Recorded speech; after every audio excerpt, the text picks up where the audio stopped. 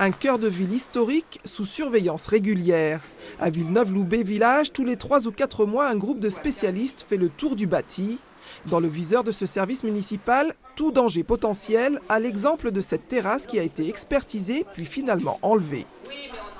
C'est un exemple parmi tant d'autres. On peut avoir des tuiles qui risquent de tomber ou des fissures, et à chaque fois, effectivement, quand ça dépasse les compétences d'une commune, on fait appel à un expert qui nous dit exactement quel est le risque en tant que tel.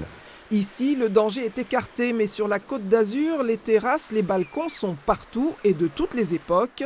Depuis le début du XXe siècle, l'arrivée du béton armé a considérablement renforcé leur fiabilité, mais il est possible de vérifier leur état grâce à un diagnostic structurel.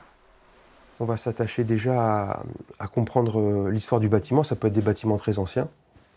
Donc se référer aux techniques de construction de l'époque. Ça va être des investigations sur des bâtiments existants à l'aide d'outils qu'on a aujourd'hui, comme par exemple le ferroscan, qui correspond à une radiographie d'un ouvrage en béton armé, par exemple.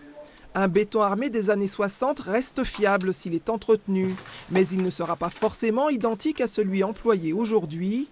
La réglementation et surtout les normes ont changé.